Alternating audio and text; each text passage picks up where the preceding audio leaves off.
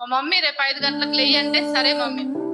ఏమీ లేయలేదు అంటే, అలారం మోగలేదు, నాకు అస్సలు మెలకు రాలేదు మమ్మీ, చలేసింది. ఇవన్నీ సాకులు చెప్పొద్దు. ఈరోజు నువ్వు చెయ్యి ఇలాగా అని ఫోన్ తీసేసుకొని, నిజంగా ఒక 2 రోజులు కష్టమైంది. ఆ టైంకి ఎట్లా మెలకు వచ్చేదో తెలియదు. 5 కరింగా 4:55కే మెలకు వచ్చేది. దేవుడు లేపేవాడు. అప్పుడు మనకి నిద్రమత్త అనిపిస్తుంది. అస్సలు ప్రార్థన చెయ్యబుద్ధి కూడా కాదు. కాసేపు పడుకుందామని అప్పుడు లేచి ముఖం కడుక్కొని బాగా చల్లనీళ్ళు కడుక్కొని కూర్చోండి.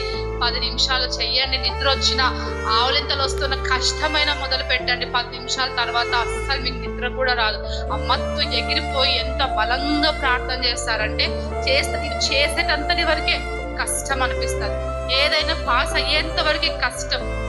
అయిపోయిన తర్వాత ఇంత ఈజీనా, ఇంత తేలికగానా అని మనం ఆలోచిస్తాం. దేవుని సన్నిధిలో అదే అనిపిస్తుంది, అదే బలపరుస్తుంది. రాత్రులు చామలు ప్రార్థన చేసి ఎప్పుడు పడుకుంటారో ఎప్పుడు లేదో తెలియదు. అప్పుడు ఎందుకు చెప్తున్నారో మనకు తెలియదు, ఎందుకు ప్రార్థన చేయమంటారో తెలియదు. ఉపవాస దినములు ఉండాలి. లాక్డౌన్ వచ్చింది. లాక్డౌన్ లో ఉపవాసం ఉన్న దినములలో ఉపవాసం ఉండాలి, ప్రార్థన చేయాలి.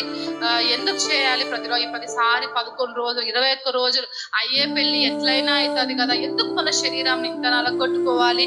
నూతనంగా నాకు 25 సంవత్సరాలు ఉన్నప్పుడు 2020లో సేవకు వస్తే 20 అంతా కూడా ఇదే ట్రైనింగే. పెళ్లి కోసం ప్రార్థన, చెప్పి మాటలు ఎందుకు చేయాలబ్బా ఇవన్నీ అని వెళ్ళి అయిష్టంగా మొదలుపెట్టి ఎంతో ఇష్టంగా మార్చుకున్నటువంటి సందర్భాలు కూడా ఉన్నాయి.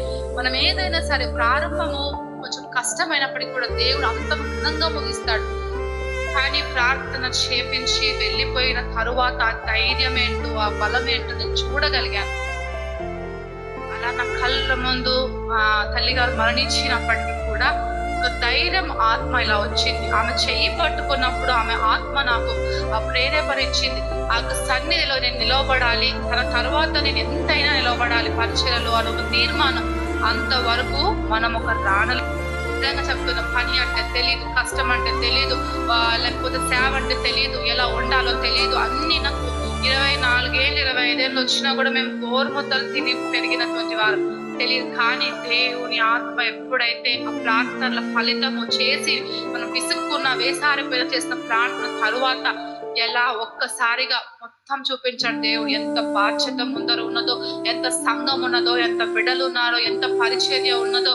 కాబట్టి ఎన్ని కష్టములైనా అప్పుడు నిలవబెట్టాడు. మనం